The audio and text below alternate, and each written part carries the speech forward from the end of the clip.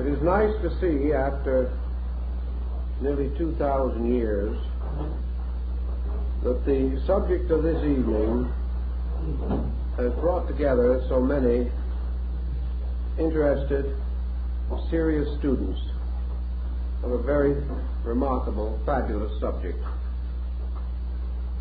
The greatest of the books of Hermes is that which is called today the Divine Poimanda. It consists of 17 fragments.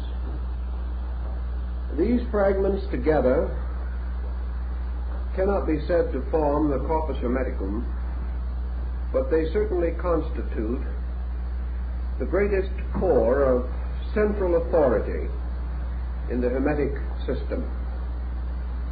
Of these works, the Poimandres, or the Vision, is by far the most important.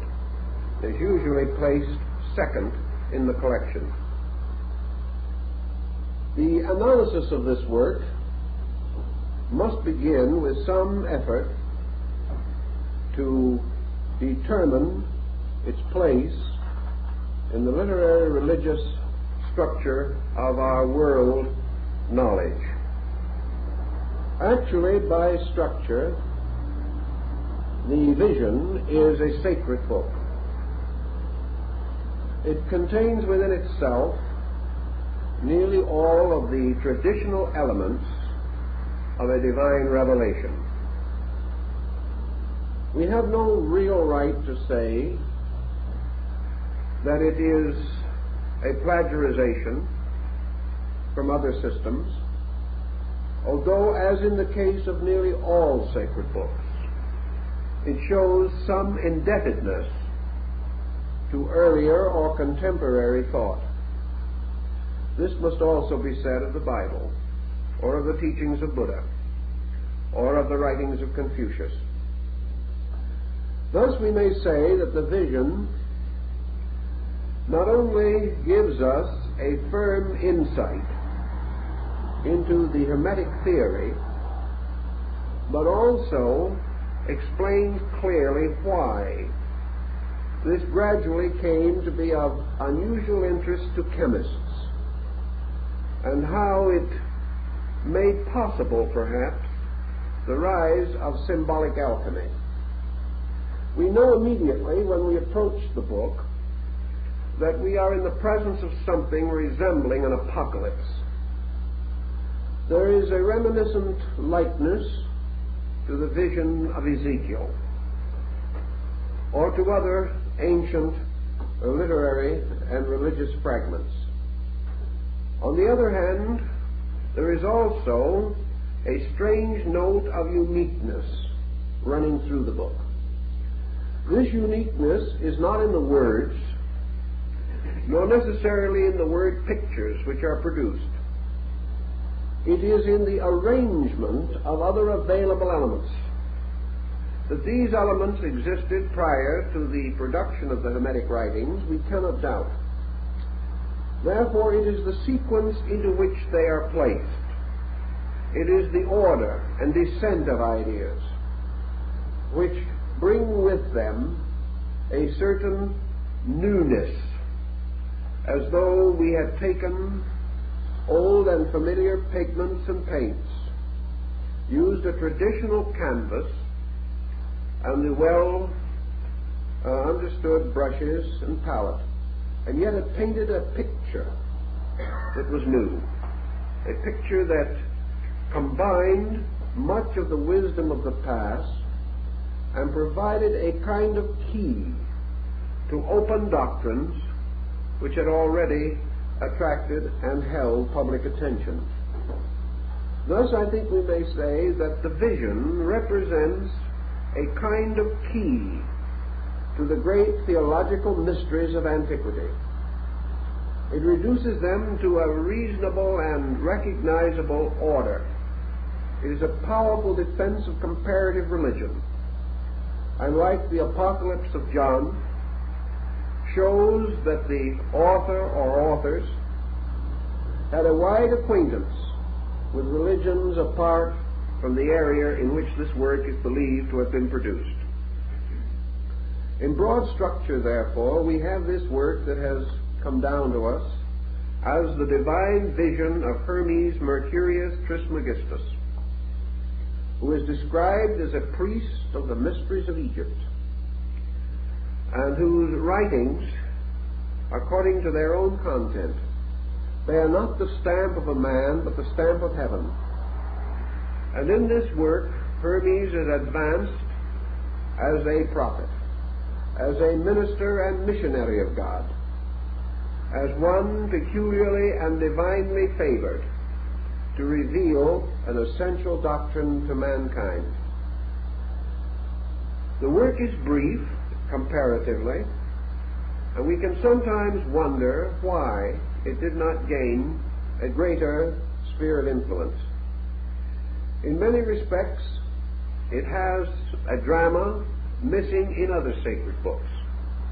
It certainly has a wonderful symbolism which could inspire the minds of many persons to the contemplation of mysteries. Yet through it all, there runs a thread of intellectualism, so broad in its scope, so deep in its implication, that in all probabilities it decreed or destined that the work should have a minority audience, that it could only be understandable by certain types of persons. While it was a wonderful picture story, it was only for a certain kind of minds. These minds were not sufficient in number to integrate around this work the kind of religion or the kind of a common descent of beliefs which we find with simpler, more obvious revelations. The work also brings into focus a number of concepts with which we are becoming increasingly familiar today. One of these is an extension and application of the Platonic concept of archetypes. The term archetype actually occurs in the vision. Therefore, there is a link between it and the psychological concept of archetypes which we have today. Also, like Buddhism, and to a measure like Taoism, the vision strongly emphasizes the psychological quality in human nature. It deals with mind, it deals with reason, and it deals with the pitfalls into which the mind may lead, and the method of rescuing the individual from the disturbing influences of his own thoughts. Thus, the work may be regarded in modern terms as psychological, and it presents religion as a psychological mystery. It presents theology not in its traditional or conventional form, but more as a philosophy. And we must assume from the collected product of the Hermetic group that the work was that of a philosophic religious body, in which perhaps philosophy took predominance, but in turn became the instrument for the clarification of spiritual principles. There is much subtle wording in the vision also, wording which has to be rather carefully examined.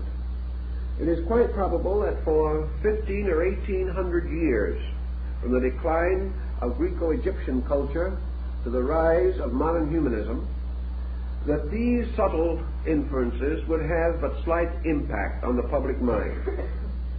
There was very little ability to equate them, to find in them familiar responses through the long dark ages which we call the medieval world. Now, however, we have restored much of the learning which would enable us to give this great dialogue, which it essentially is, its place in our modern world of thought. We come across two or three important points which call for, well, a certain divergence from our principal theme or stream. So they will have to be prepared to reach out into comparative religion just a little in order to clarify the issue. The story takes, as in the case of the vision of Ezekiel or in the Apocalypse of John, the general pattern of the recounting of a mystical experience which occurred to the principal person, in this case Hermes.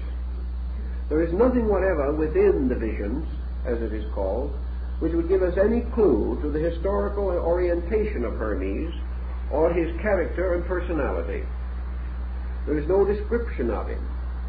He simply appears as a person passing through an extraordinary internal revelation.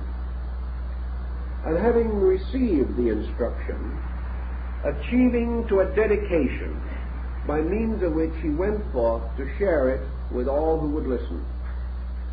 Thus, the Hermes of the vision is a person without a crystallized personality. He is an archetypal kind of person. Perhaps he represents all truth seekers, or the truth seeker. Certainly he experiences that which all truth seekers hope to experience, the kind of a reward by which they come in the end to the substance of their soul's desire. So we find, according to the vision itself, this man wandering forth alone into the wilderness. He comes to a distant place, a place apparently barren and forlorn, but one apart from the ordinary habitations of men. Here he seats himself and begins the quiet internal meditation upon the mystery of truth. Now, in this meditation, we are told in the vision, for example, that Hermes divides himself or separates himself from his body and his senses. This almost immediately gives us a certain hint of yoga or Vedanta, the presence of a discipline by means of which the conscious energies are directed away from objective things is clearly indicated. Hermes was following a formula or a pattern. He was performing a certain kind of devotion. And the implication further is that this devotion is that which was taught in the mysteries or in the secret schools of initiation. In any event, he retired into the inner parts of himself. He relaxed his objective senses. He depended not upon them, but upon the extension of an intuitive nature within him. And as he internalized, separating himself totally from all the concerns of this world, departing not only into the wilderness of a desert place, but into the inner wilderness of his own life, apart from all things, he suddenly beheld the universe open around him. It seemed to break, burst, unfold with incredible rapidity. And he beheld, filling the universe, filling space, a strange monster. This monster was a great winged dragon, which writhed and turned and twisted in the air. And when we come to this, we come to our first exploration of comparative religion. Well, the description of this dragon is almost identical with the description given by Confucius of the mind of Lao Tzu. It was this strange, incredible power monster. Something like the Chinese dragon, particularly the imperial five-clawed symbol of heaven. To the Chinese, the dragon was the symbol of universal energy. It was the symbol of life per se. It was the symbol of all power and of God as power. In the vision, this dragon becomes the personification of universal mind, the intellect of the world.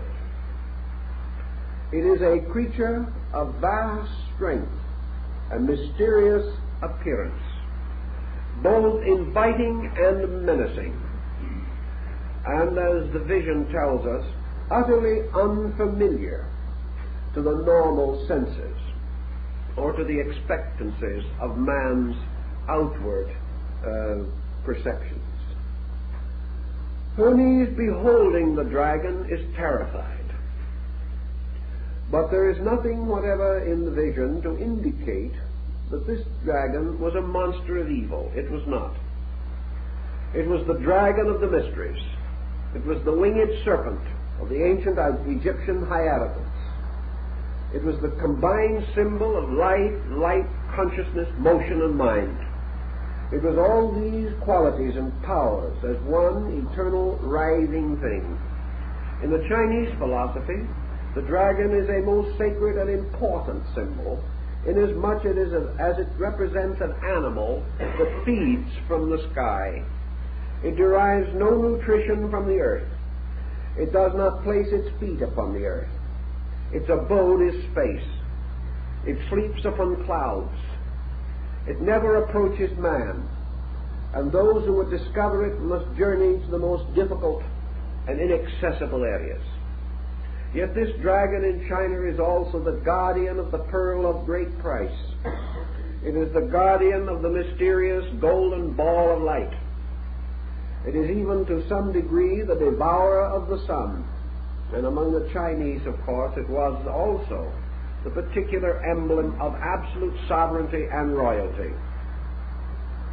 Now, Hermes, beholding this dragon, gives us symbolically, almost in the form of pictures, a story that we must also give some consideration to. It tells us that the nature of true mind is unknown to man. That what we call the mind is not the mind. That this thing that is really the mind is as incredible as the dragon. That it is utterly beyond our experience. And he tells us in one of the fragments that the mind that we know is not the mind. That what we call the source of thought is simply an aggregate of physical faculties and powers within us. That what we call the thinker is not the thinker. What we call reason is not the reason with a capital R. What we call the God concept is not the true God concept. That what we are trying to define and defile in the very process is utterly beyond us. An incredible thing that in its first impact terrifies and brings us to our knees, beseeching it to conceal something of its radiance from us, because it is beyond our knowledge and beyond our power to endure. Thus, we have in the vision the immediate clarification of this thing which Hermes is later to refer to as reason. That this is not the reason of the bookman. This is not the reason of scholarship. This is not the reason which arises only from the experience and contemplation of worldly things. This is not worldly wisdom. This is not the wisdom that is derived from the researches that we know. This is the wisdom which lives and forever exists free in space. A reason that never feeds upon earthly things, but has a life in itself. A reason that is wisdom with wings, an immortal creature. A creature forever in motion, forever frightening or fearful in its aspect, but at the same time, this fearfulness of appearance only, for this reason destroys nothing, attacks nothing, injures nothing. The only way in which it hurts man is because it frightens him. It does nothing actually to injure him. Hermes, however, fearful of the tremendous impact of this mind in the form of the great dragon, beseeches reason to present itself to him in some more familiar or more simple form. And this heavenly thing sort of falls back into itself again. And in the place of it is a great area of radiance. There is only light. And this light is therefore the appearance of reason. This light is a radiance abiding in space. This light carries within itself the power of the dragon, yet it is not of the same terrible and menacing appearance. This radiance, then, to Hermes, obviously permeates all space, and reason takes upon itself the power of enlightenment. It is revealed as the enlightener, or the bringer of the light of the mind. And Hermes feels himself lifted up, and he is placed in the midst of this radiance.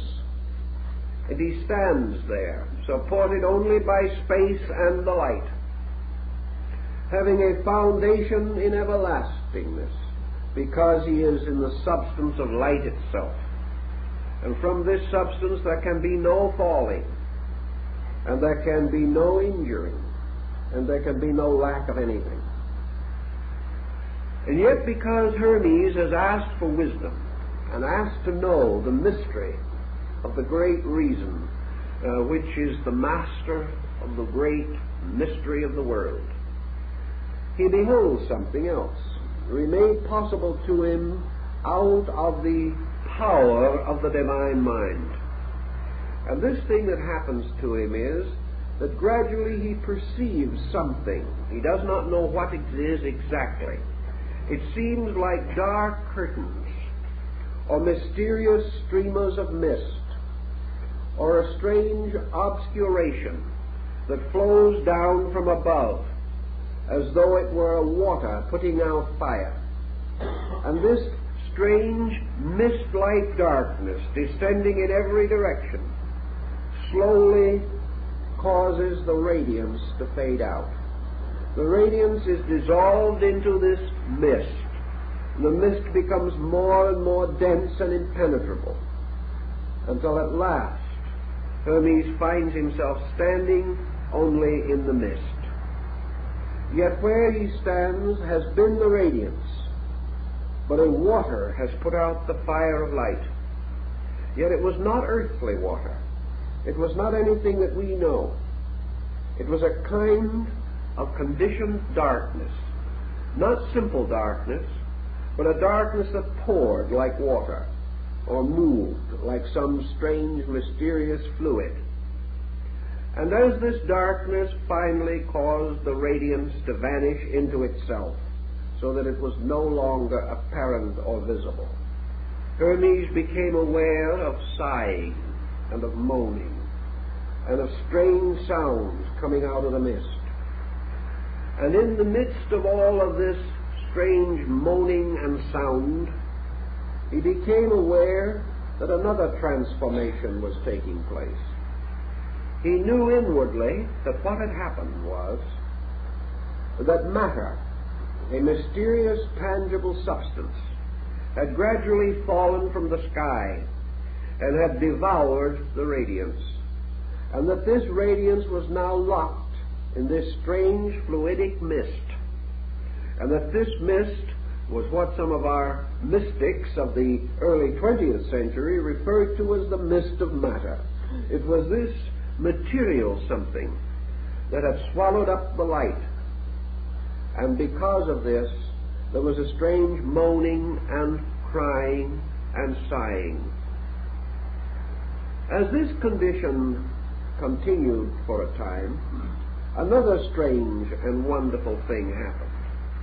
There arose out of this mist and this darkness, now ascending from below, a great column, a pillar. And this pillar became a great radiant thing standing in the midst of the mist. And Hermes heard the voice of reason, the great invisible dragon that was no longer to be seen. And the invisible dragon declared that this mysterious thing that had risen out of the darkness was the word of the mind, the power.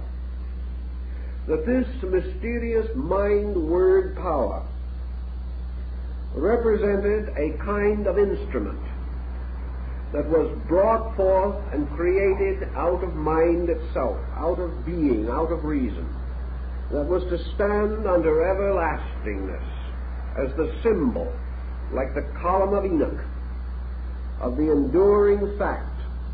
It was the pillar perhaps set up in Egypt, referred to in the Old Testament. Anyway, it was the steadfastness of the Lord, standing forever like a rock, like a great column, a great lighthouse or tower, forever standing in the darkness. Now this thing that stood in the darkness was a symbol also, but it was a symbol that in the Hermetic mystery, and particularly with some of the later Hermetists, takes on a great many attributes. This tower takes on some of the qualities of the mysterious rainbow of Noah, because this tower is the tower of the covenant. While this tower stands, there also stands the power which stood, stands, and shall stand. This column represents the presence of reality in the midst of all things. In fact, the great mind instructs Hermes that this tower is the certainty in the midst of the darkness. It is the ever-present and indestructible monument, the lighthouse, the testimony unto the ages. And perhaps Hermes is not so far from the fact when he tells indirectly that to him this tower means law. This tower is the law. And this law is the law that stands in the darkness, that remains whether man knows it or not, sees it or not, understands it or not. And modern science, looking out into the universe, beholds a tower of law which it cannot break. And that which in its own nature is forever invisible reveals itself by the immutability of the seasons, by the motions of planets, by the great courses of cosmic systems, by the principles of growth in all things, by the harmonies of elements, by the structure of cells, and by the mysterious formulas which by their reversal can even split the atom. Every one of these things stands as a strange lighthouse in the darkness, bearing witness to the fact that this world in which we live is forever supported and sustained by the single column of the divine will, and that this will is the proof that God cannot, has not, and never will depart from his world, that this principle stands forever. So in the midst of all uncertainty, man searching for truth may detect the presence of these eternal landmarks, these principles and invariable patterns, which impel Lord Bacon to say on one occasion that it is not necessary for God to prove himself by miracles, for his commonest works are in themselves miraculous. This thought perhaps is the principle behind this concept.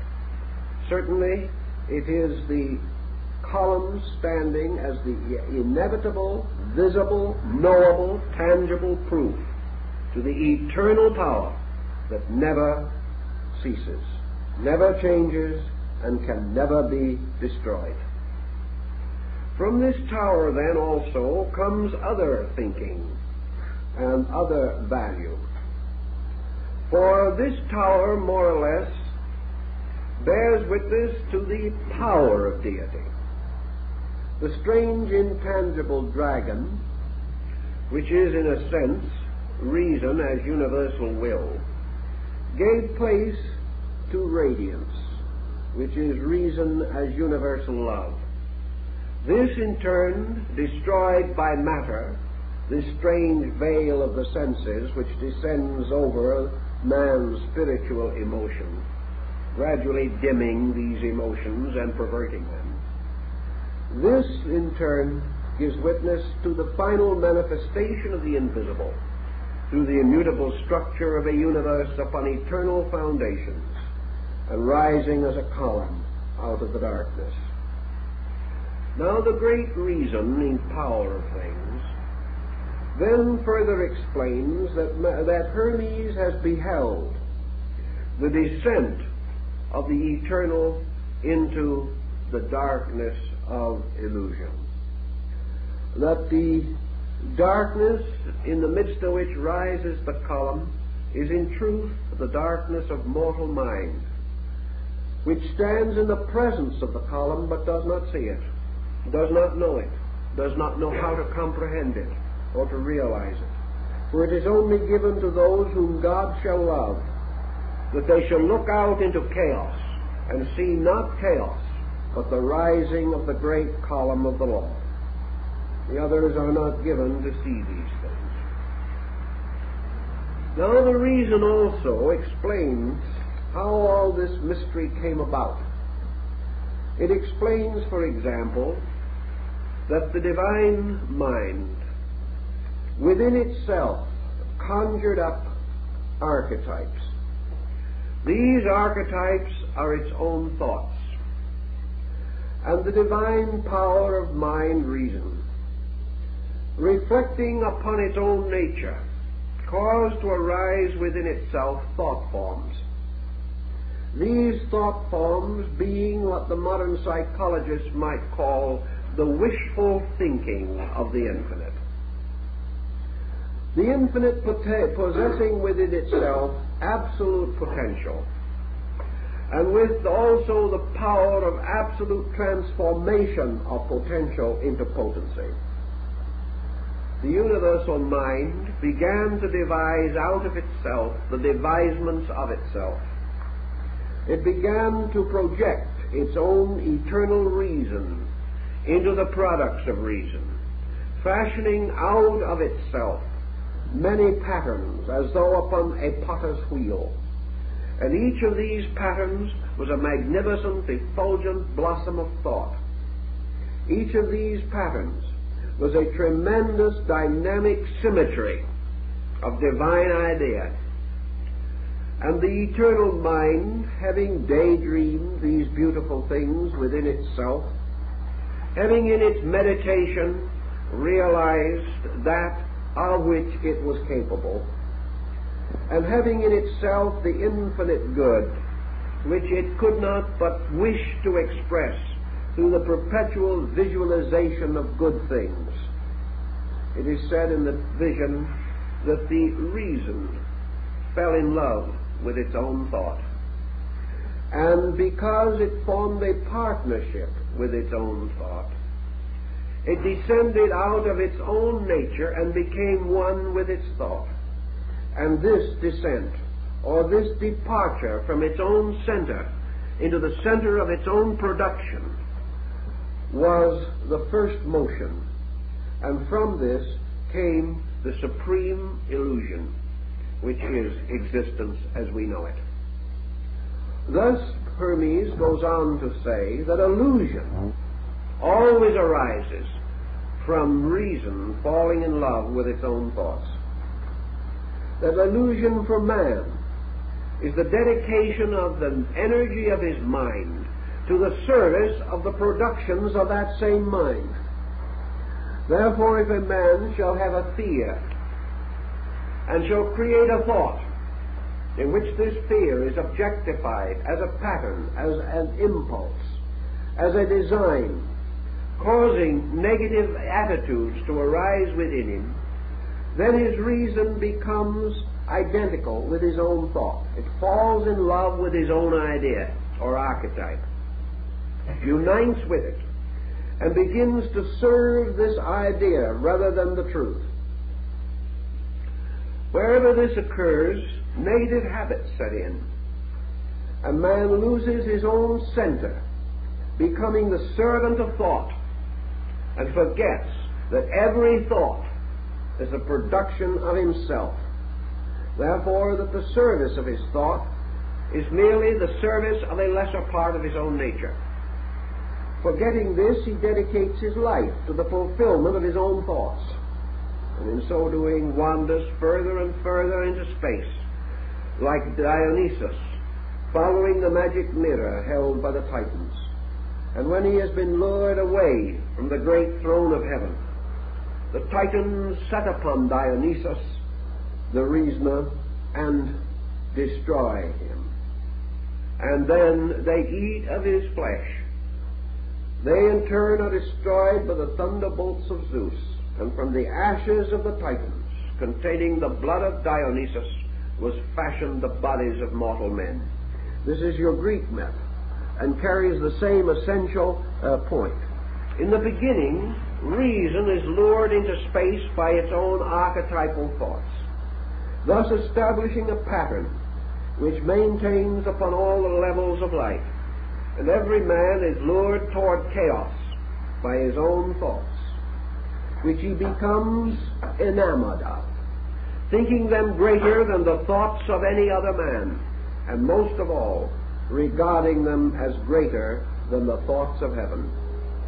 And in so doing, he sets up darkness, he sets up illusion, he sets up a mysterious falseness by which his entire future is strangely possessed and obsessed.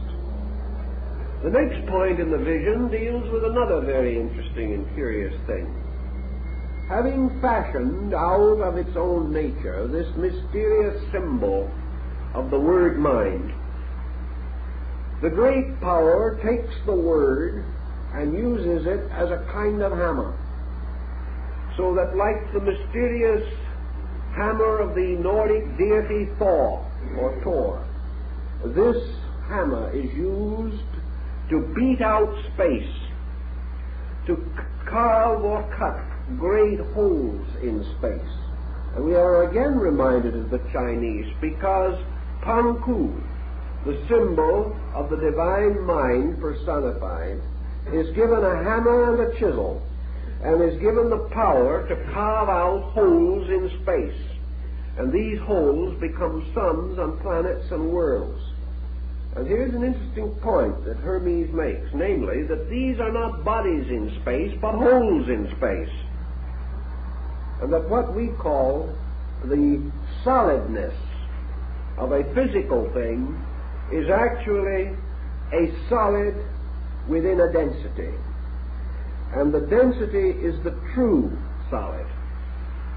Therefore, matter is not a solid in space, but a deprivation or a hole.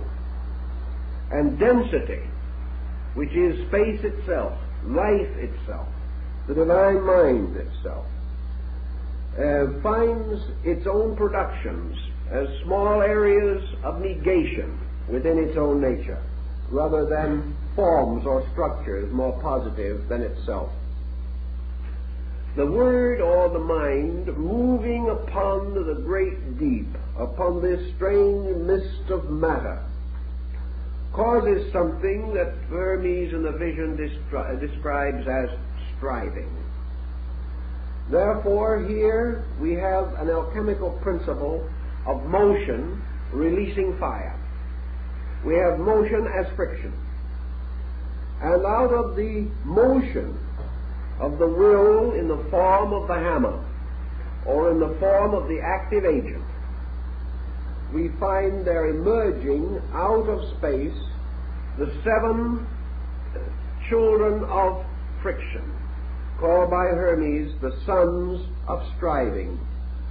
And these are the 7 deities, or the 7 planetary gods. And together these gods constitute what Hermes calls the second mind.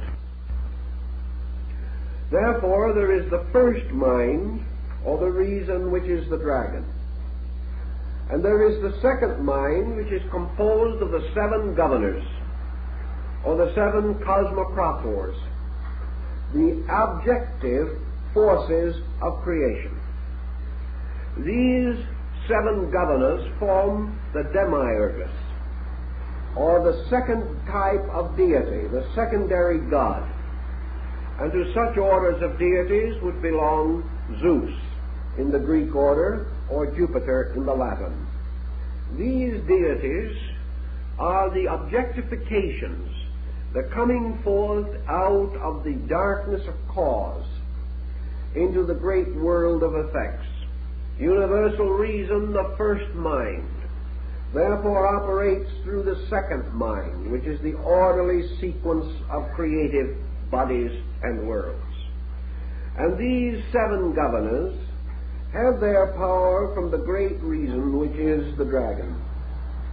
But they disseminate this power from themselves into the world, calling forth out of the darkness the shadowy substance of creation.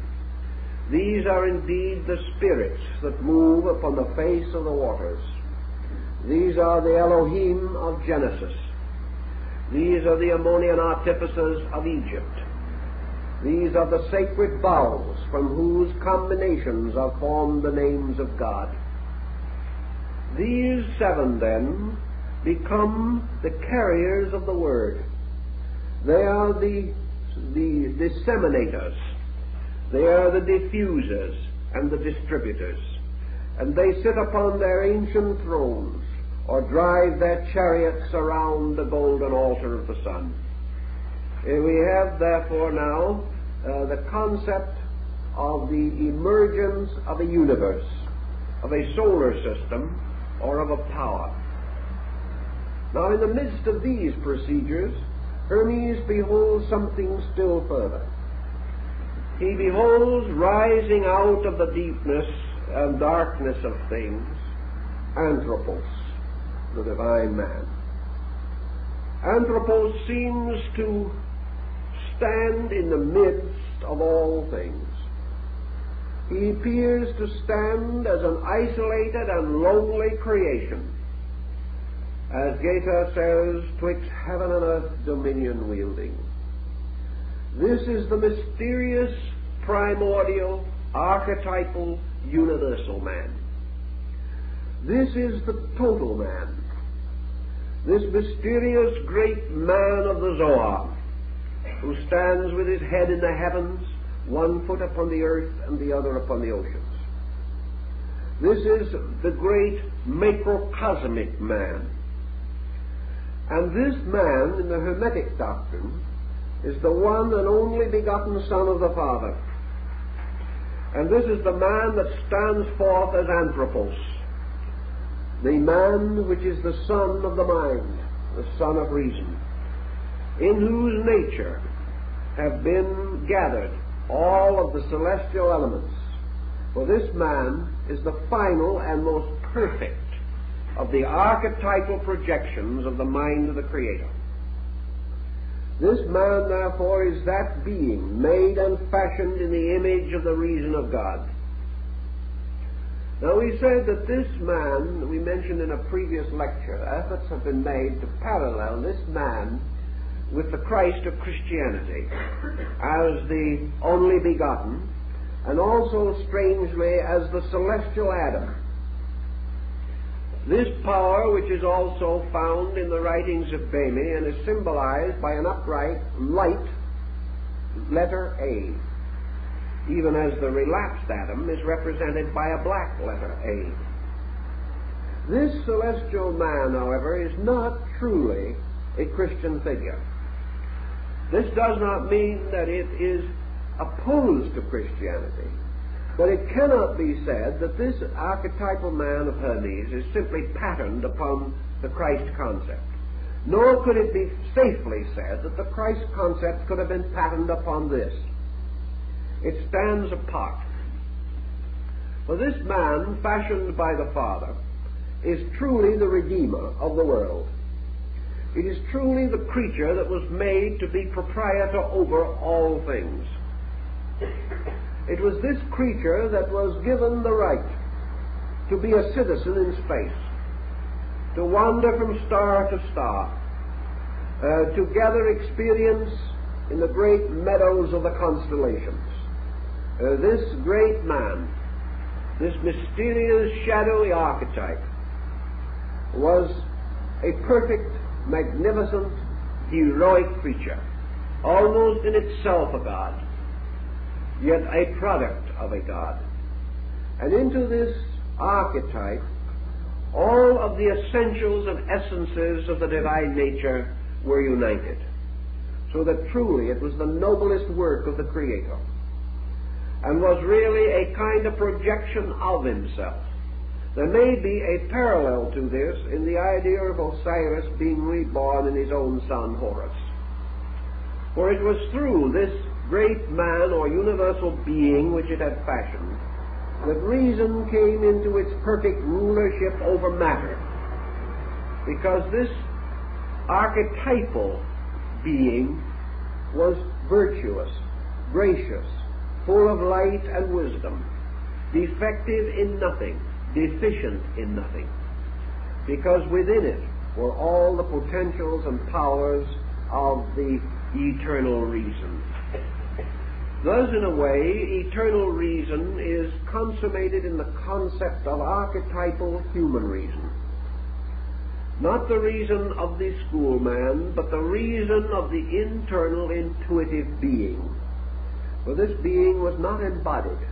It was simply a great design, a great living archetype. Into this archetype, however, the Creator placed not only the tremendous potential of its own being, but it placed therein also the peculiar habit of itself, namely the habit of daydreaming. This creature, like its father, could project thoughts from its own mind. It likewise could conjure up ideas, fall in love with them, become possessed by them, and wander away from its own strange, ethereal space foundations.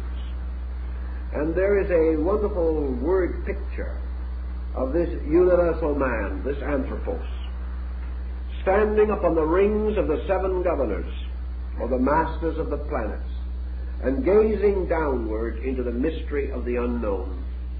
Hermes tells us then also a very interesting fact that I believe has become quite a point in Jungian psychology, namely that in the presence of the unknown, man is always in the position of being liable to a fall.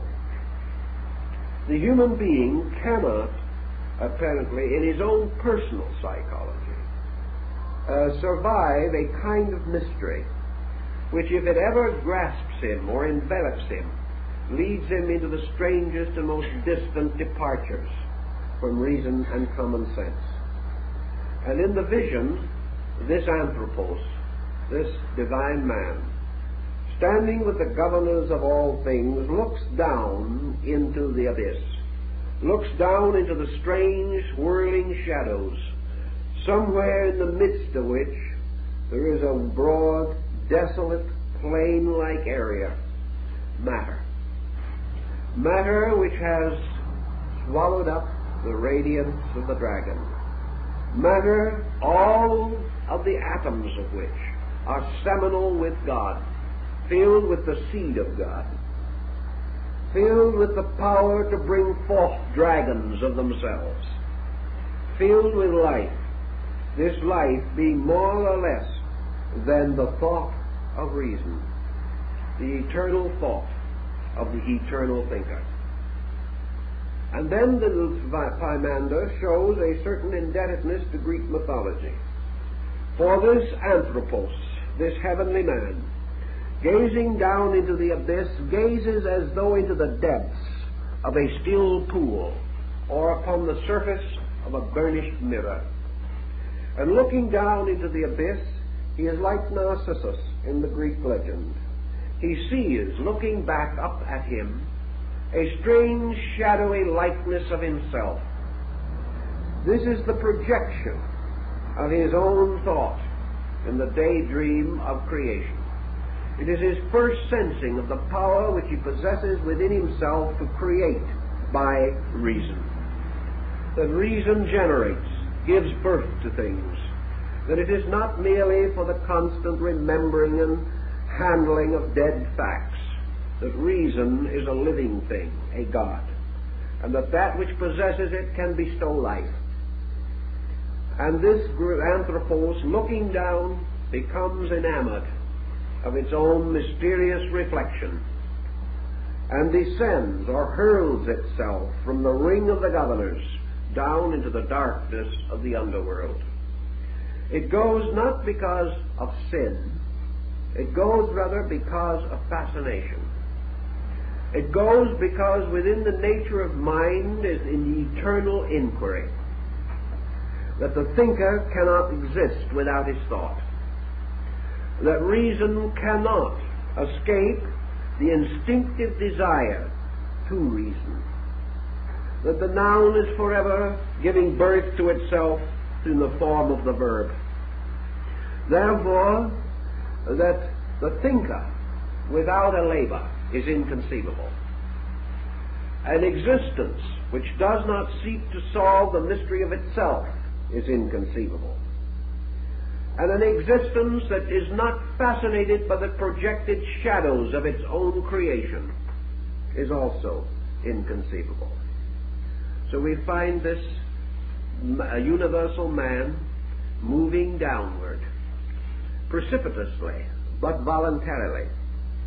And as it moves downward, there is a reaction from below, a mysterious veiled being, like Erda, the great earth mother of the Nordic rites, a mysterious mother principle, rises out of the darkness of the below and envelops the anthropos with robes of mist and of darkness, envelops it with strange protecting garments, and in these garments it falls into darkness and into sleep. And suddenly it is born again. And its birth is in the birth of body. And this thing which fell from the rings of the stars is reborn as the weeping infant coming into this world. Now, Hermes is not really telling us the story of human birth primarily. That is not his motive. Remember, our anthropos, or our man now, is a kind of mind.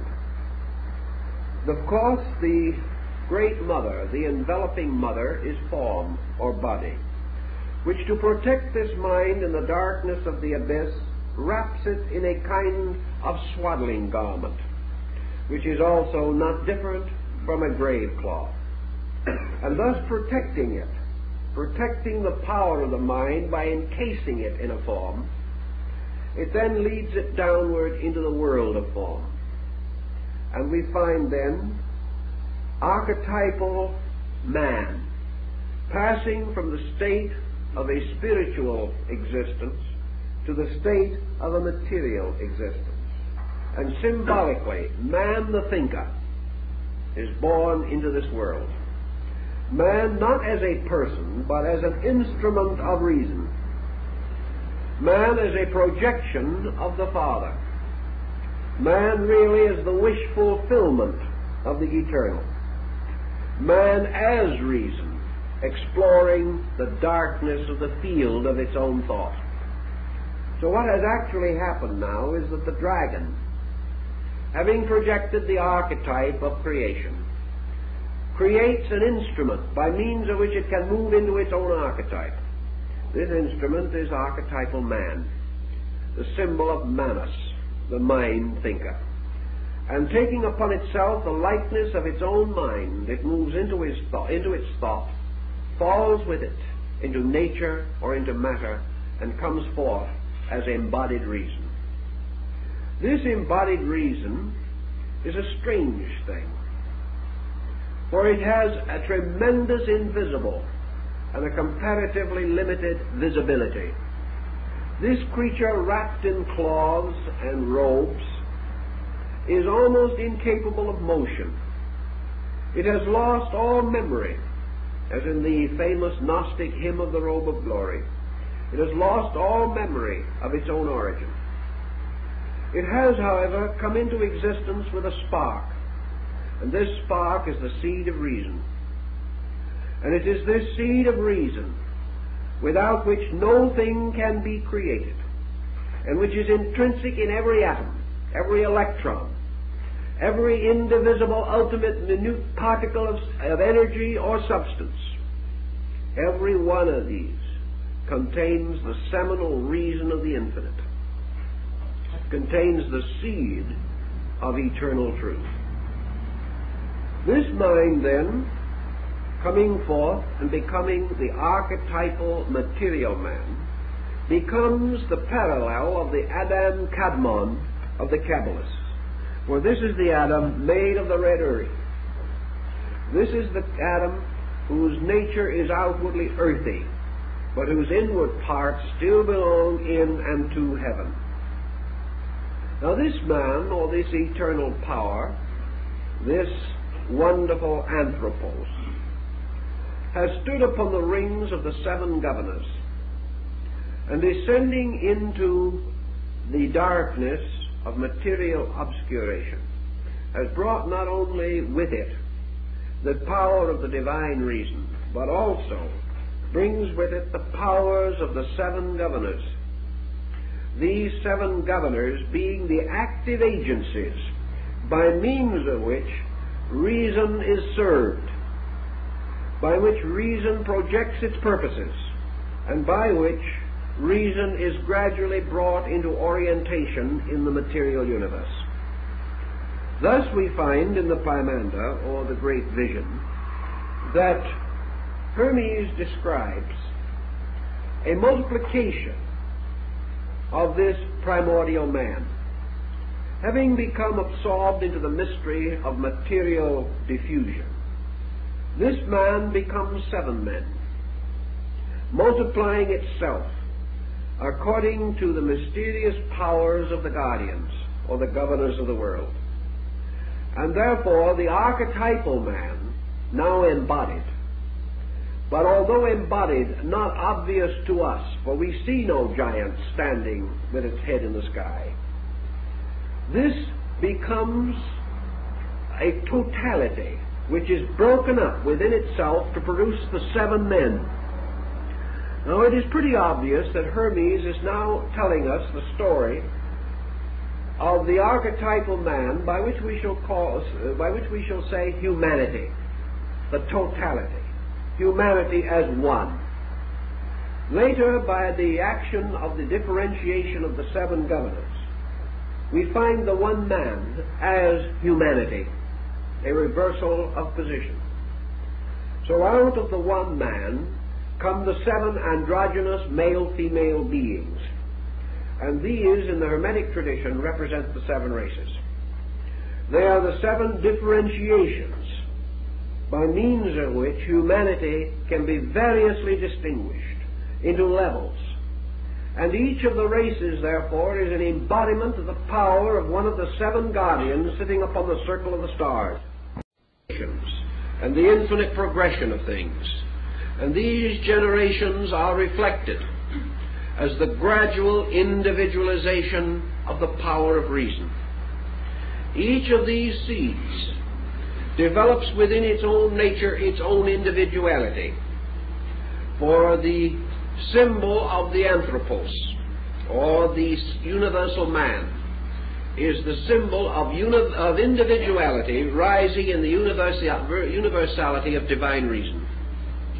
So out of all of this comes the mortal mind, mortal reason, the human thought, the human projection of its own thought purpose. And the result of all of this combines to produce individuality. And the final statement of individuality, I, or selfness. And this I is a pillar set up in the soul of man, just exactly like the great column was set up in space. And this pillar of selfhood, or selfness, becomes man's great center of assurance. It becomes the mysterious axis tree upon which turns the entire wheel of his existence.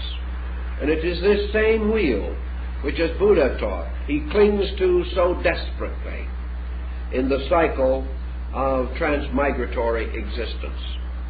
So there is an eye, a column set up in the soul, which to each individual becomes the peculiar symbol of his godhood.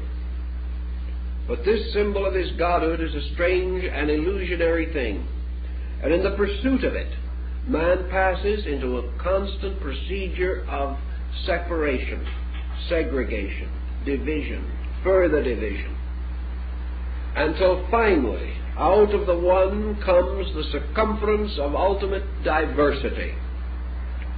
And while the eyes shine like little stars, matter becomes an incredible area of selfnesses. And these form a new kind of matter, which is interesting and curious in itself. For just as the earth is made up of an infinite number of small material particles, so what we call culture, civilization, the vast area of human project, is composed of a kind of substance made up of an infinite number of selfnesses grouped together to form structures. These structures we may call economic, political, religious, artistic. They become schools and sects and creeds. They become doctrines and arts and sciences, forming like bodies and are composed of infinite units, compounds, each one of which must ultimately be dissolved. Thus all mental and emotional forms, cultural forms and concepts are temporary kinds of bodies composed of the voluntary cooperation of selves, of selfhoods, that stay as long as they wish to stay, or endure as long as they can endure, and then depart. So we have another interesting level, namely that self, iota, the ego, is the column set up in the midst of our own natures, by which we seem to see or feel the presence of a tremendous and enduring power. But this power is purely symbolical. Hermes then beseeches the great mind, reason, which is the eternal dragon, to reveal to him something more. He has now learned of how Leviathan, this dragon, gathering unto itself a third of the stars of the heavens, carried them forth into the abyss. We have again a biblical parallel. Now, according to Hermes, comes the greater mystery of it all. How this infinite number of separate I-nesses shall finally be reconciled. How from the base metals and substances of nature the infinite mind shall be rescued and restored and revived. And reason explains to Hermes that all these forms and bodies set up in nature are merely the instruments of its own purpose, and that its purpose is the complete and full discovery of its own unity. Man, in order to experience that which is good, must have certain need, must have desire, and must be capable of the archetypal thought of good. It must have the ultimate archetype of unity in order to experience its own eternal unity. That which is undivided knows not its own unity unless it passes through the experience of apparent diversity and discovers itself. Thus reason, through this vast pageantry and circuit of things, is forever concerned with its ultimate goal, self-discovery. That from the exploration of the not-self, it shall be restored to the equilibrium of the self-knowing. And the great mind, or reason, tells Hermes that the course of this is a vast cycle of which the death of man is a miniature representation or replica. And the reason says to Hermes that man is separate from truth because of the various deflections which affect its mind, which affect its attitudes, and particularly divide it from others of its own kind. The formula for regeneration as set forth in the vision is almost completely Buddhistic. But it is not certain that it was brought from India, although it is possible that it could have been, because the doctrine of Buddhism had been well established in Asia for 450 years before the probable date of the compilation of the Paimanda. In any event, this pattern, perhaps supported by the Babylonian account of the adventure of Ishtar at the seven gates, certainly gives us a clue to what we want.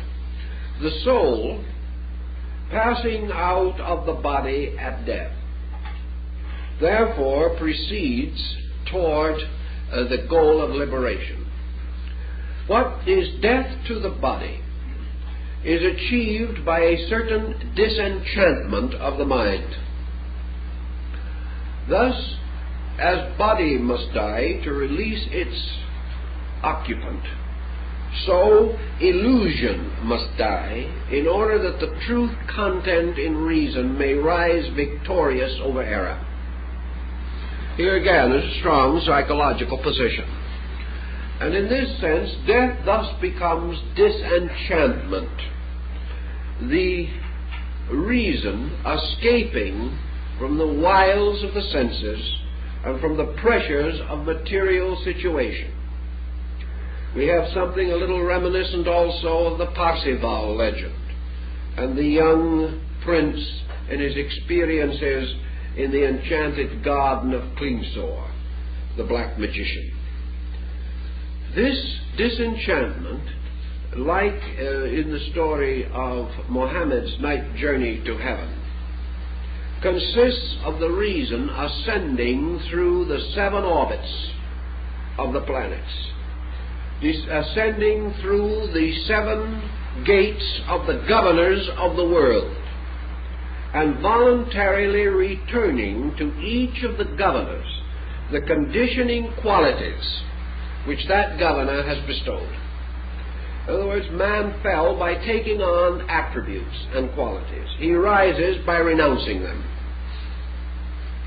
So we have a bit of astrology coming into this pattern, which is perfectly consistent with the times, for in those days astrology was as sound a science as physics is today. People regarded it with just as much appreciation and keenness of affection. So the disembodied being, the disenchanted one, was wakened from the sleep of material life and has passed out of this world of matter into the sidereal world of the divine machinery, moves first upward through the gate of the moon, and there, as Hermes says, it relinquishes the power to increase and decrease. In other words, it ends the moods, or renounces its strange allegiances by which man has become servant of the moon, servant of change, servant of vacillation, servant of mood, servant of generation, servant of all these things which in their inconstancy hold up the mirror of illusion in which the being sees the distorted reflection of itself.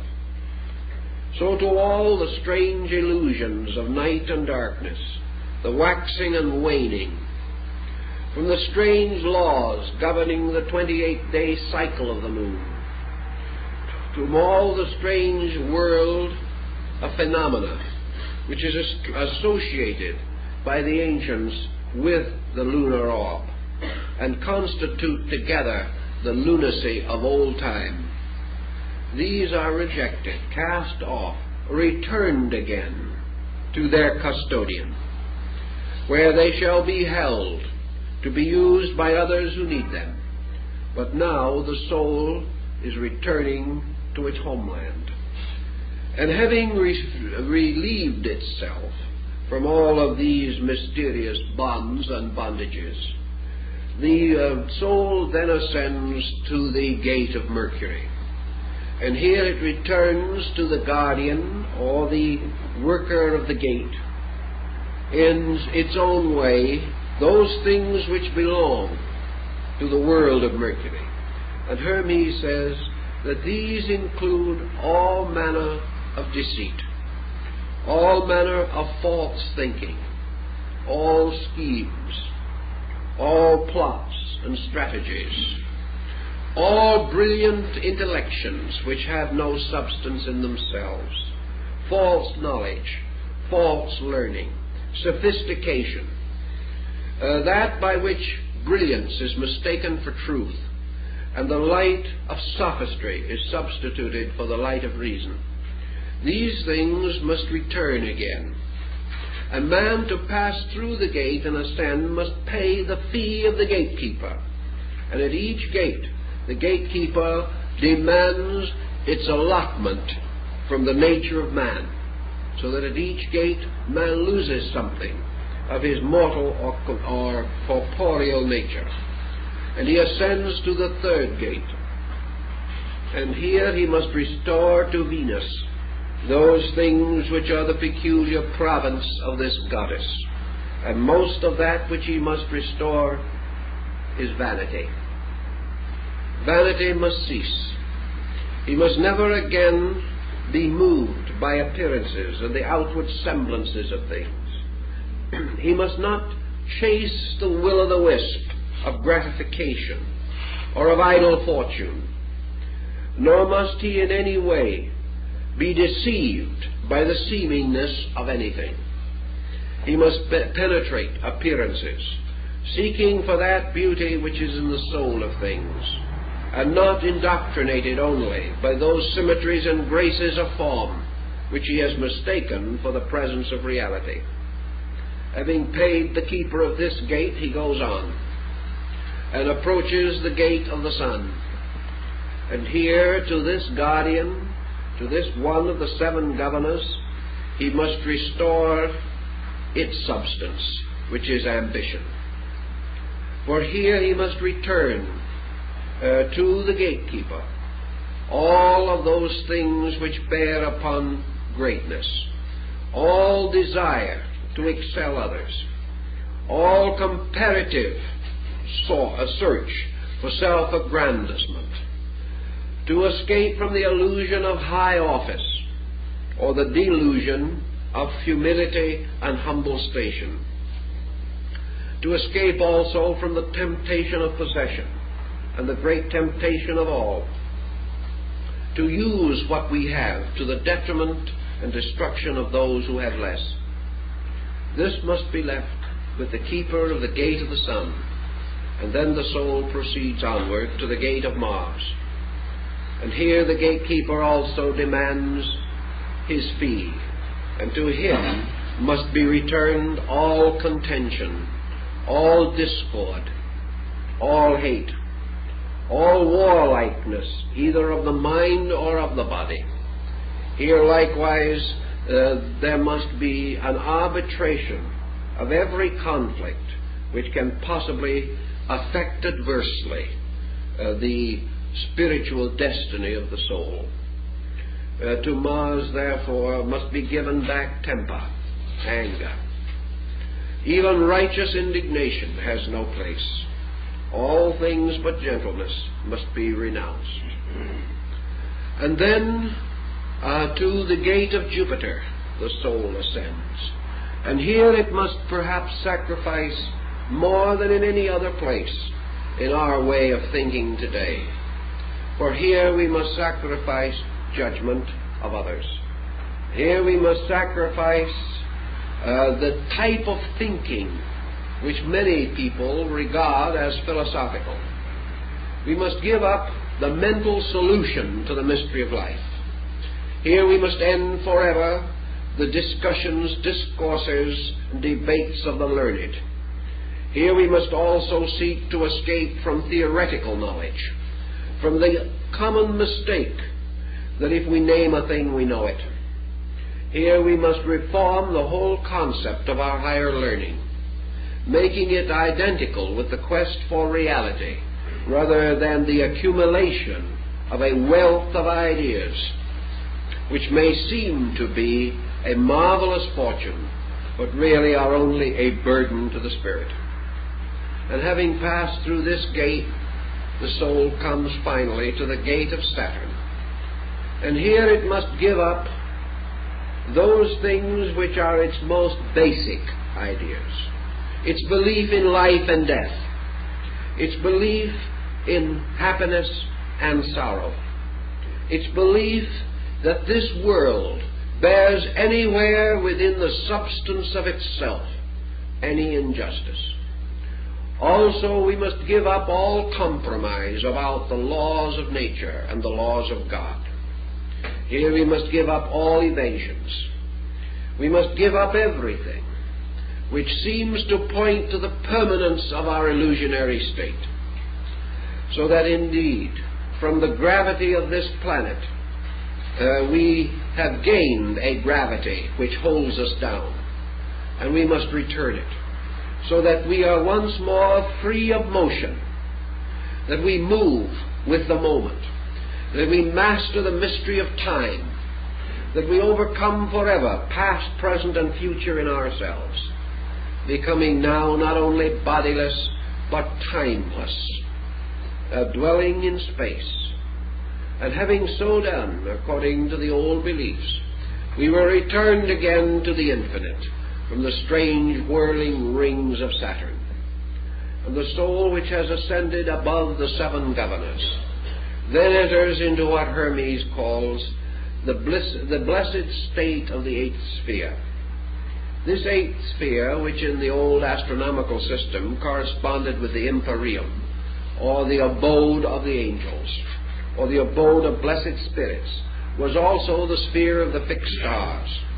Here the reason, having liberated itself now from all worldliness, passes into the contemplation of the divine universe, not again necessarily coming face to face with the great dragon, but beholding directly the works of reason, beholding as Hermes did in his vision the unfolding of the resplendent world of absolute law, beholding truly the angels and the stars hymning the wide-eyed cherubim, beholding a magnificent garden in space, a garden filled with the flowers of truth.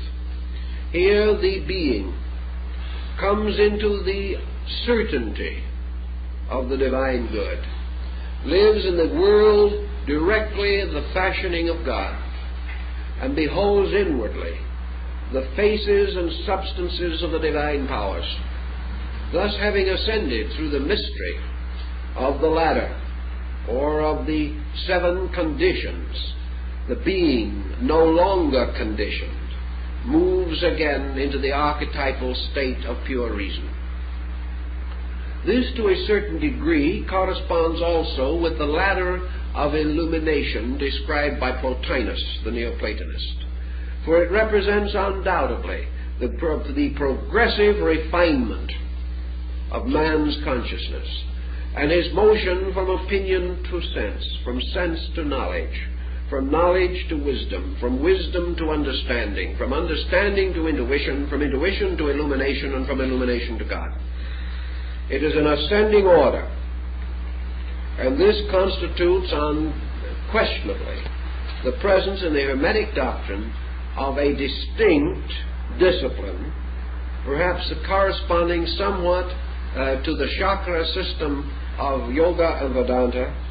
And again, in the vision of the Apocalypse of John, these levels and layers through which the soul ascends are, of course, the seven churches which are in Asia.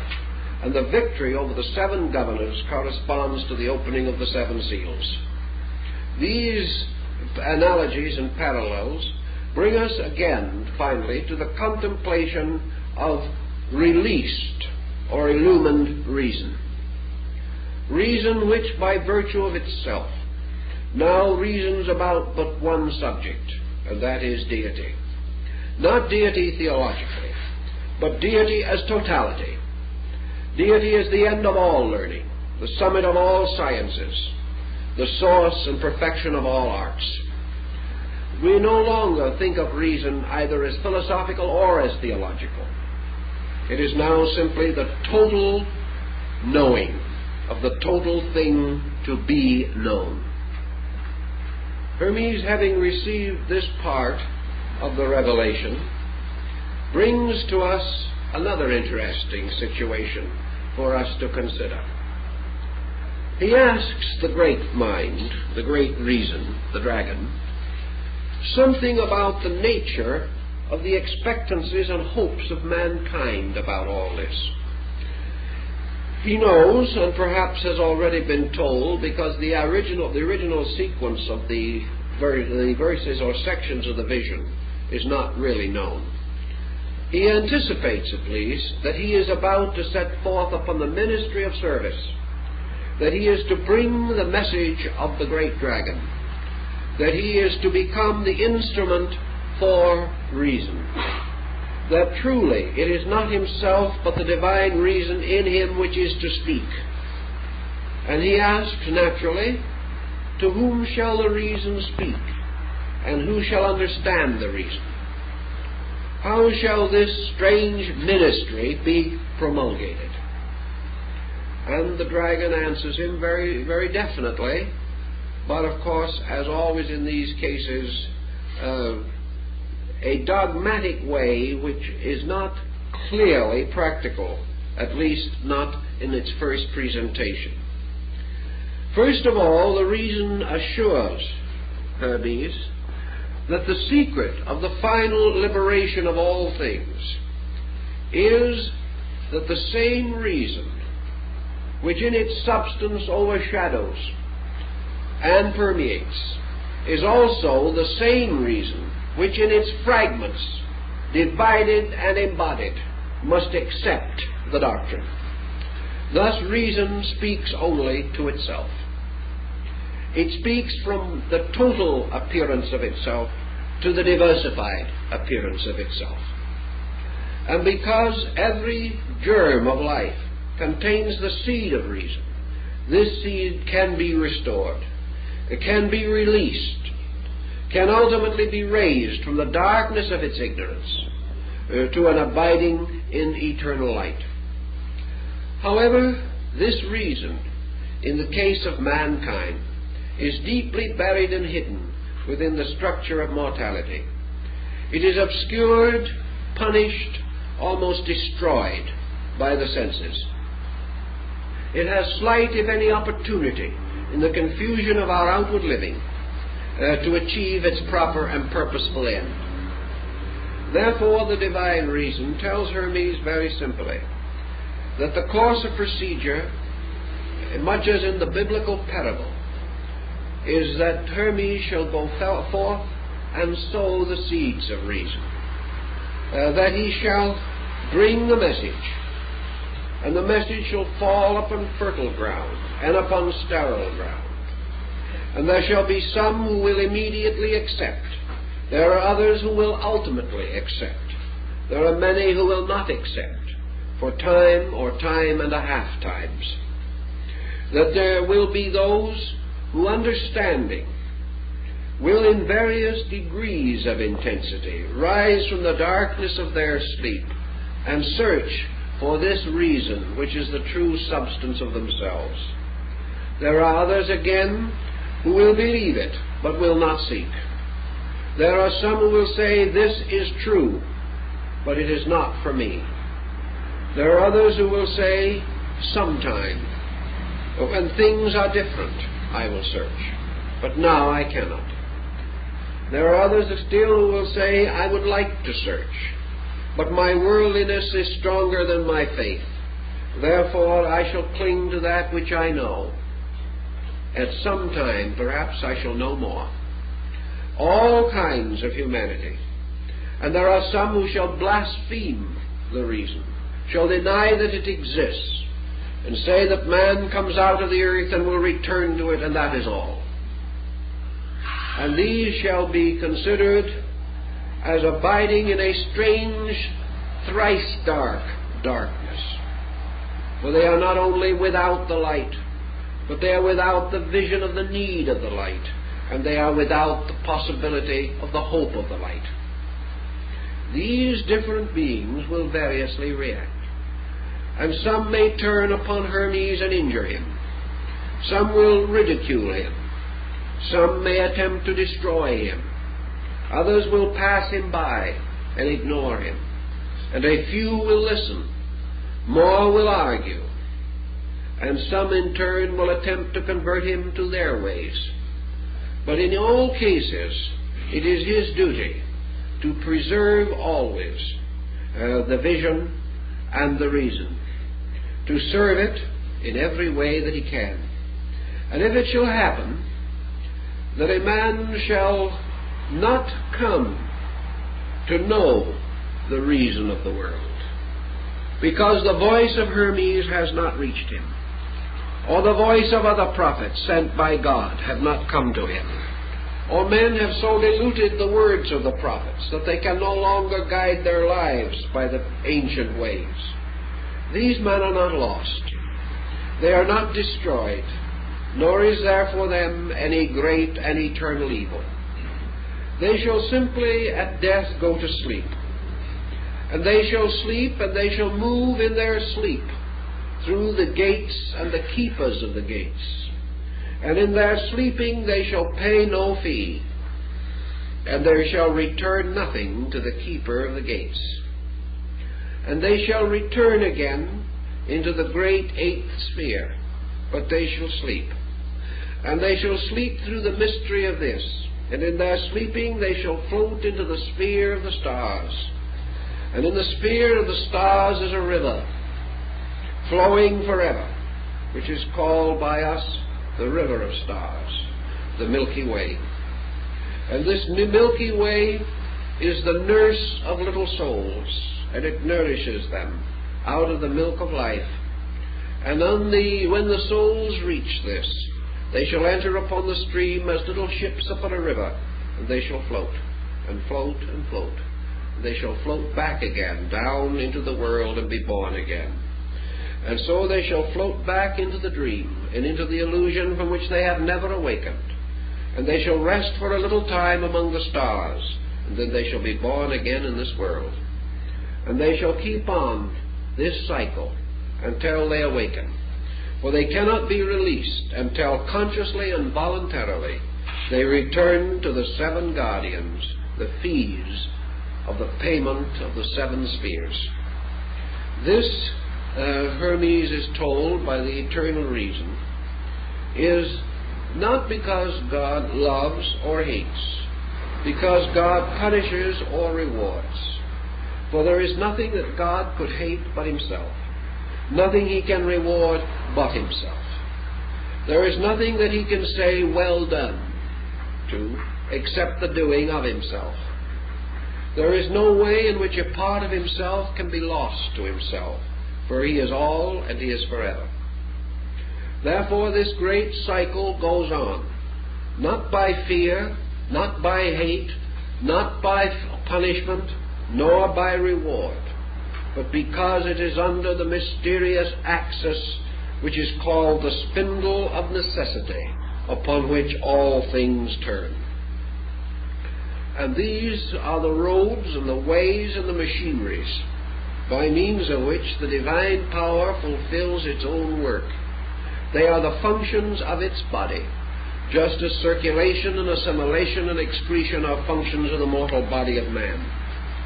And because the rotations and revolutions of the bloods and fluids of the body maintain the body, so the mutations and revolutions of beings maintain the vast circulation of that infinite one, who alone is the essential substance of things. Thus this great procedure is function. It is the proper and inevitable way in which growth perfects its own mystery, and by means of which all archetype is fulfilled. And in the fulfillment of archetype, there is then the end of both the dream and the dreamer.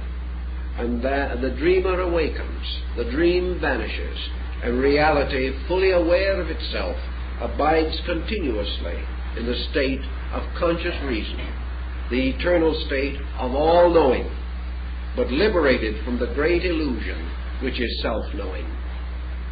This concept gives certain comfort to Hermes, who then declares himself as willing to accept it. He also declares that it has come upon his consciousness, that he knows that the sleeping of the body is the waking of the soul, and that the waking of the body is of the sleeping of the soul. That man has two ways of life, two kinds of life. A life in which the senses are awake and the soul sleeps, and a life in which the soul is awake and the senses sleep. And that he now has joined himself consciously to the wakefulness of his soul, and that by this waking he does not destroy the senses, nor does he turn upon them as upon some evil thing, nor does he hate them. He simply returns them to the substances of space to which they belong. He returns them to the great keepers, who are the guardians of these things, and proceeds on his own victorious journey back to his own native land. He has completed his Odyssey. He has fulfilled the terrible journey which began at the siege of Troy and ends when he reaches the land of his birth. Hermes, then, conceiving these things, meditates upon them, and he tries to give us a certain further insight as to the meaning of religion and of the place of reason in all things.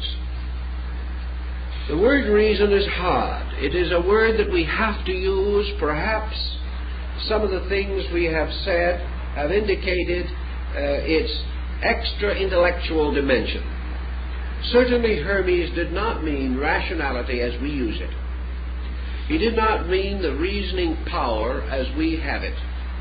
He meant rather the self-knowing consciousness of deity, which achieves a kind of existence by liberating itself from the self-knowing of all the parts of itself. Well, while the parts remain self-knowing, the total is not. When the total becomes self-knowing, the parts are not. It is a formula, and it is a formula that is to be found in many ancient works, but perhaps nowhere evolved and developed with as much dramatic insight as in the Hermetic legend or fable. Also, Hermes accepts this reason as a kind of complete and total insight without condition. In other words, reason implies complete freedom from the pressure of sensory perception. It implies complete liberation from any false pressure of thought or emotion. Reason is the pure power of rational cognition. It is that which inevitably turns upon fact and moves into identity with truth.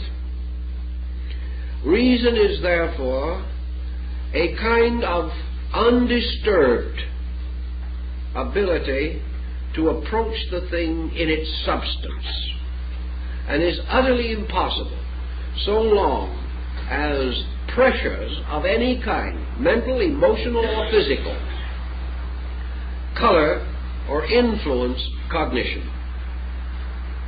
Thus we have in the concept of this pure reason almost a Buddhistic idea.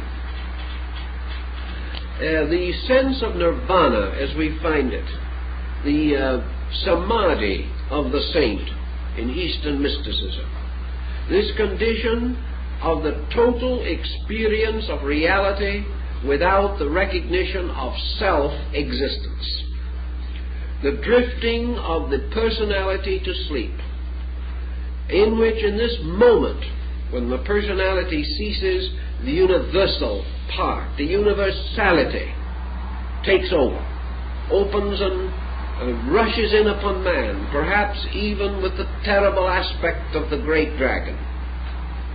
Sometimes also in the subtle radiance with which that dragon later enveloped its power so that it was more easily cognizable by Hermes. But in this pure reason is pure knowing, the knowing of causes, the knowing of things not by their names but by their substances and natures. Pure reason is therefore the utter cognition of total existence, total life, total energy, total God. And this cognition, by its very nature, as Hermes himself realizes, moves the individual gradually from his own existence to something else. Hermes fully realized that this ultimate state of reason could not belong to man. This perfection of cognition, this total apperception and apprehension of all things, was no longer a human faculty. There could be only one all-knowing power. There could be only one reason behind all things reasonable. Therefore, man himself could not ever become totally perfect in this rational faculty. The only answer was that as man ascends and leaves his humanity behind, he leaves also behind the mysterious image of the redeeming man, the anthropos. For the anthropos represents man's awareness of his nearest proximity to reason or reality. Thus the anthropos represents the extreme of conscious learning, conscious wisdom, conscious understanding. It is the highest state in which a being can contemplate its own source. Therefore it stands above the circle of the worlds. It stands as the only begotten. It is selfhood, the only born of the selfless. Man, therefore, can attain, perhaps, to an heroic state, for the hero of the Greek is the anthropos of Hermes. Man can reach a condition where perhaps all knowledge shall be granted unto him, where everything knowable he shall know, where everything learnable he shall learn, and everything capable of being understood he will understand. But when he attains that, he stands on the borders of space. He stands gazing out upon the final expanse of actual participation, identification, by means of which all things observed and contemplated have their intervals removed. This man cannot achieve by his own reason. So Hermes, following the Eastern mystics, Buddha and others, realized that at the last step, human reason simply ceases, and something else goes on. And this thing that goes on is that which grew up through human reason, which became, so to say, the tutoring power. For as man brings forth his children and raises them to their maturity, man likewise within himself brings forth his reason, educates it, directs it, disciplines it, and brings it to its maturity. But when his child is mature, that child no longer belongs to him, but has a life of itself in time and eternity. He has been only the custodian, the guardian of something he could never own. This is Hermes' concept of reason. Namely, that this reason which man disciplines, tutors, and uses for so many diverse purposes was never his own, and can never be his own. By means of the cultivation of it, he gains certain joys, certain experiences, certain opportunities. But as he shares the companionship of his children in their growing years, only to have them leave him when they reach their own majority, so reason, having attained its majority, leaves man and goes back to God. It carries with it that part of man which is by a strange spiritual heredity associated with reason. It more or less carries back the only thing that is left of man by that time, and that is his own reason. But his own reason, leaving the world behind, leaves its own selfhood behind and becomes again universal reason. So as Hermes is told by the great mind or the great dragon, the only reason a man can be saved is because the divine reason is in him, that it cannot be taken from him. He may conceal it, and if he shall rise against this reason with all of the skill and bitterness of his own disillusionments, if he shall become like a fallen angel, a rebel in space, so that he raises his hand against heaven to destroy it, though he deny heaven, though he deny God, though he deny reason, though he lock himself for 1,000 lives within the small circle of his own contempt, he can do nothing. This reason cannot die. He must ultimately join all that has gone before and walk the path that all others have followed. For this reason will never die, and will never rest. It will never surrender itself. It will survive all antagonism and all resistance, and will ultimately proceed to its own source, drawn by the power of itself, which is greater than the power of the whole world put together. Therefore, nothing can ultimately fail, but things can be unreasonably and unnecessarily delayed. What is the objection to delay if men want it? The universal reason says the objection to delay is man's objection to the consequence of delay. The individual, in his own objecting, becomes miserable. The individual, burdened with the results of illusion in his own character, comes under pain, suffering, misery, and loss. As in the philosophy of Buddha, man passes under the keeping of suffering. He must pass through all causations and consequences due to his own ineptitudes. Therefore, the way of reason is the way of peace. It is the way of release from obstacle. It is the natural and proper way that a man should go. It is perfectly proper that a parent shall raise the child. It is perfectly proper that it shall guard it and educate it and bring it through many dangerous periods perhaps, and sit by the side of sickness in the night, nursing and praying that the child's life shall be spared. It is also proper that the parent shall enjoy the life of the child and shall look forward to the fullness of that life for the child. But when the child grows up, which is like human reason reaching its majority, the parent, the old body, the personality with its senses and its limitations and restrictions, shall be so selfish as not to release the child, that the parent shall try to dominate the child, shall hold its life beyond the proper time, shall make this child the servant of its own happiness, instead of freeing the child to live the life that was its proper purpose. If, therefore, having brought the child to majority, the parent then continues to press its own will upon the child, then this child's life is damaged. Then there are sorrows for both child and parent, and perhaps the child will rebel, or perhaps the parent will have a broken heart because it has not received the sympathy and understanding which it feels it deserves for having so faithfully reared that child. This is the problem of reason and the mind. When man's mind reaches a point of skill whereby it is capable of sustaining itself and having its own life, it is then the proper purpose that this mind reason should be allowed to grow. Man should not bind it to merely the satisfaction of his senses.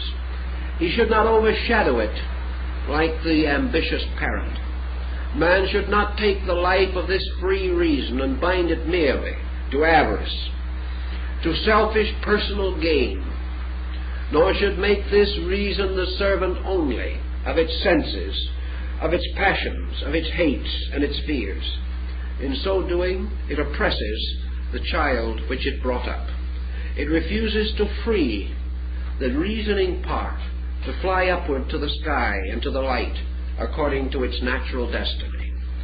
Thus man can delay the return of the seed of reason to its eternal ground. But he cannot prevent it. For in time this struggle, this conflict will exhaust the selfishness in man. He cannot go on forever. He cannot be hurt forever. At last, raising his eyes, asking the heavens for pity, he must come face to face with the column of law that rises in the sky. And he must realize that against the eternal will he has struggled in vain, and that his waves breaking against reality are themselves broken, but reality stands unmoved. Thus, in the Return to Reason, Hermes points out that eternal reason, speaking through him, Hermes, gave its message to his disciples, who are also reason. That one speaking to another is one speaking to the same. That everywhere the message goes forth, and it shall come as a ray of light to the sleeping seeds of itself, and they shall burst forth out of the earth, and those who are ready shall follow, and those who are not ready will not follow. This following is of no importance, nor does it have any meaning, because all these things are within the common reason, which is the infinite good. No man should be surprised by the conduct of another, because reason embraces all conduct and understands it, and knows why it is as it is.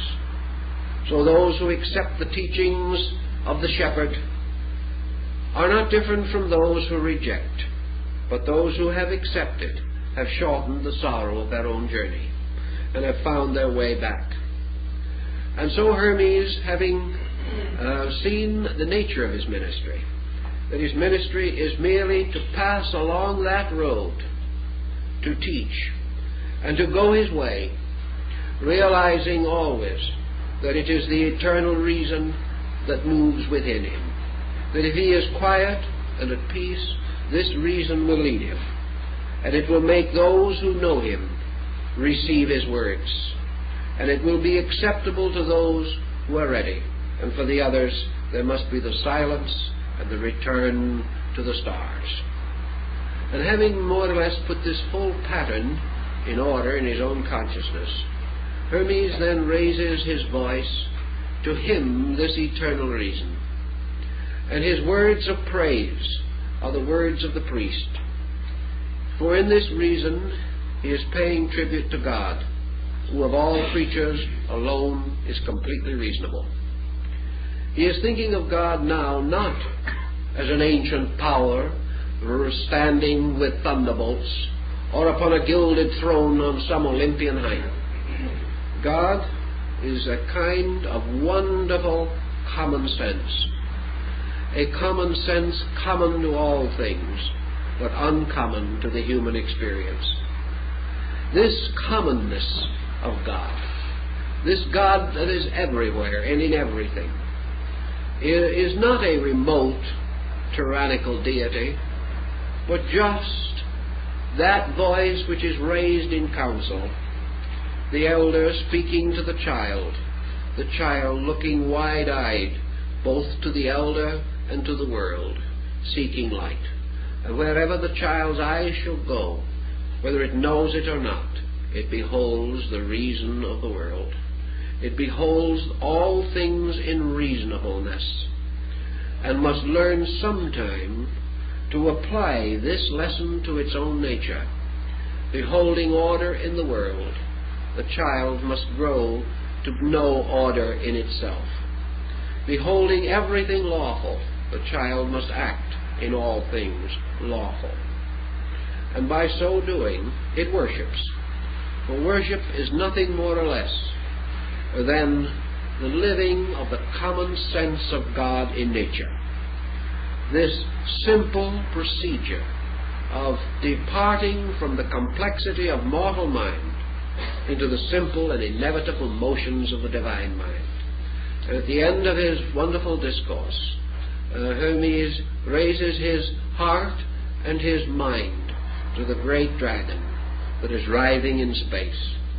And he says to that dragon, "Eternal reason, the creature which thou hast fashioned in thy wisdom, awaits the works that thou wouldst have him do.